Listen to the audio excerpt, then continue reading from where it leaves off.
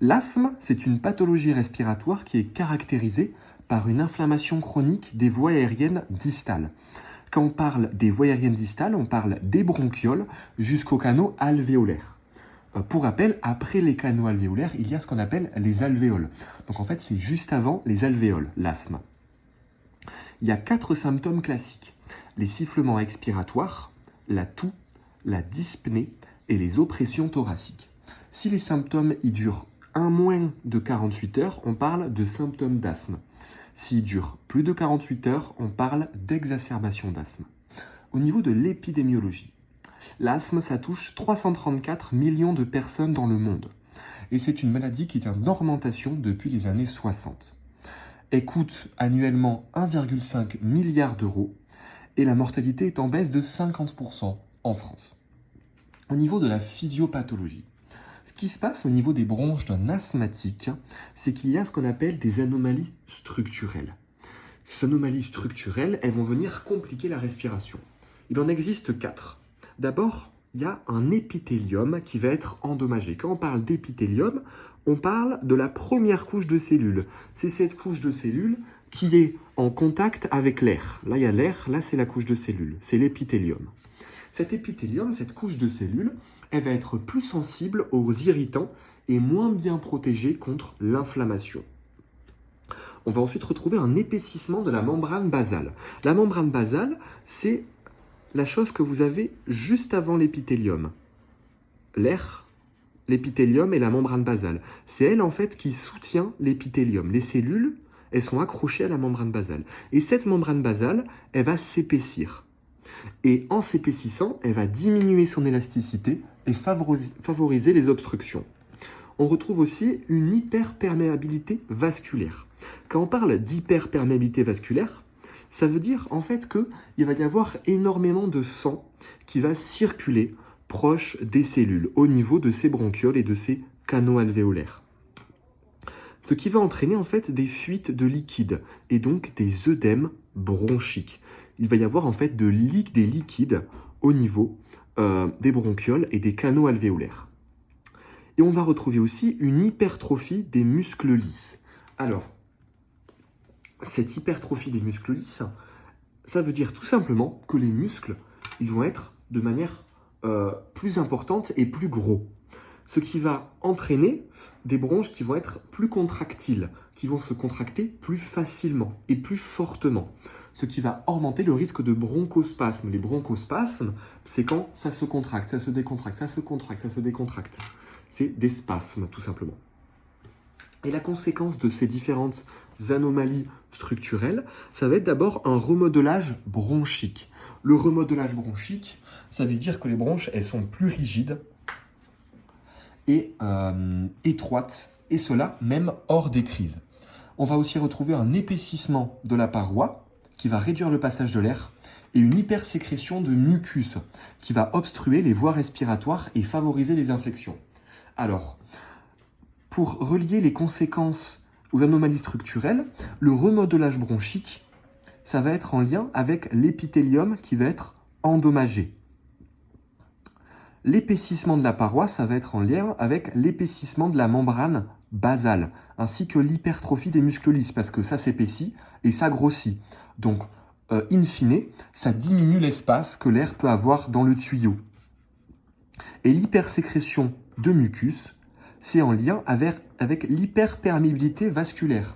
Parce que comme il y a beaucoup de liquide qui circule, il va y avoir une sécrétion de mucus très importante. Voilà. Il ne faut pas confondre l'œdème bronchique avec l'OAP. On ne fait pas un OAP lorsqu'on est asthmatique. C'est juste une sécrétion de mucus beaucoup plus importante. Et c'est un détail, mais ça peut être, si ça part au QCM, les leucocytes éosinophiles sont au cœur de la maladie de l'asthme. Voilà, ça peut être une réaction inflammatoire principalement. Alors, pour diagnostiquer l'asthme, il y a différentes choses. D'abord, les symptômes. On a vu les 4 symptômes principaux. On va les retrouver donc. Sifflement, la toux et les oppressions thoraciques. Pour la dyspnée, ça va être aussi un symptôme. Ces différents symptômes, ils vont être surtout nocturnes principalement, et ils peuvent être variables dans la journée. Ça peut arriver la journée, mais c'est pas obligatoire. C'est principalement nocturne.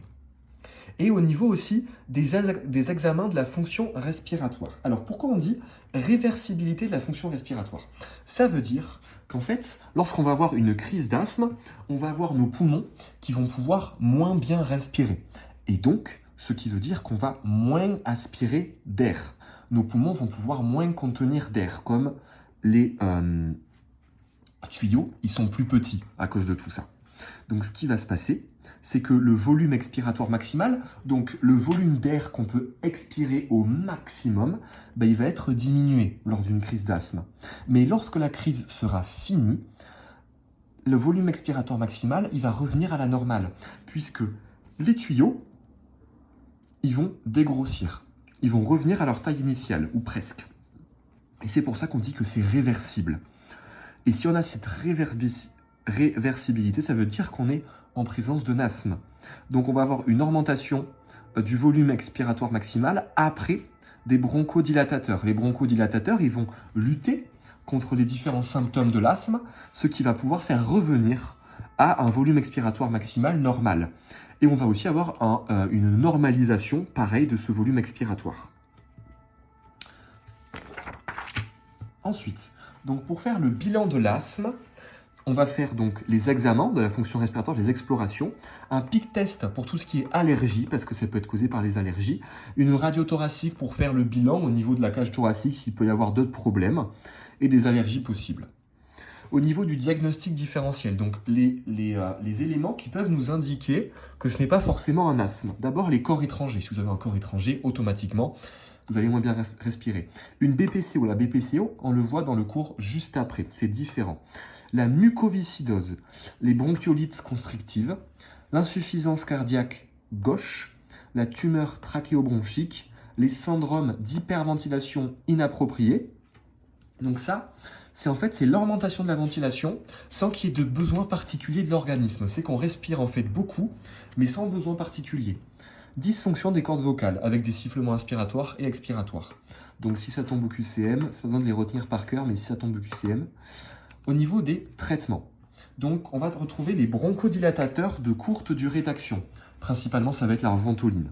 Les corticoïdes pour lutter contre l'inflammation. Les bronchodilatateurs, ça va permettre de dilater les tuyaux, les bronches, les bronchioles, les canaux alvéolaires pour laisser passer plus d'air. Traitement de l'allergie si c'est causé par une allergie. L'activité physique qui est toujours bonne pour toute maladie. Le sevrage tabagique pour ne pas rajouter une couche sur les poumons. Et la vaccination pour lutter contre les infections qui pourraient causer une exacerbation d'asthme. Alors l'asthme, elle est dit contrôlée s'il y a moins de 2 exacerbations par an. Et là, on va voir ce qui se passe lors d'une exacerbation. Quand on parle d'exacerbation d'asthme, on parle donc qu'une personne a ces 4 symptômes durant plus de 48 heures. Donc, les signes de gravité d'une exacerbation d'asthme. Ça va être d'abord les troubles de la conscience, les pauses respiratoires, les gênes à la parole ou à la toux, les orthopnées. Quand on parle d'orthopnée, c'est une difficulté à respirer lorsqu'on est en position couchée. Une polypnée supérieure à 30 battements de minute, une tachycardie supérieure à 120, une sueur, des cyanoses, une agitation et une saturation qui est inférieure à 90. Donc en fait, quand on a ces signes, ça veut dire que l'asthme, elle entraîne une difficulté d'oxygénation très importante. Quand on a un trouble de la conscience, c'est que le cerveau, il n'est pas assez oxygéné, il est très peu oxygéné. Les facteurs de risque de faire une exacerbation.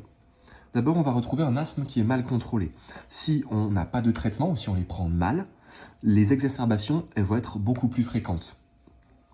Si on a été intubé ou on est en réanimation précédente, l'âge, les comorbidités et si on fume. Les examens qu'on fait systématiquement lors d'une exacerbation, ça peut tomber au partiel, c'est les examens de la fonction respiratoire et c'est une prise de sang. Au niveau des examens complémentaires, on va retrouver une DEP. Ça, c'est des examens qu'on peut faire en plus lors d'une exacerbation. Donc, une DEP, c'est pour évaluer les fonctions respiratoires de manière plus précise qu'en EFR. une gazométrie pour évaluer les gaz du sang, pour voir l'oxygénation du sang, le CO2, et une radio du thorax pour voir s'il n'y a pas des infections ou d'autres choses comme ça. Alors, le traitement de l'exacerbation. D'abord, on va donner des bronchodilatateurs qui vont être puissants et rapides. Typiquement, le salbutamol. Le salbutamol, c'est la ventoline. Ça, c'est un traitement qu'on appelle bêta-2 mimétique.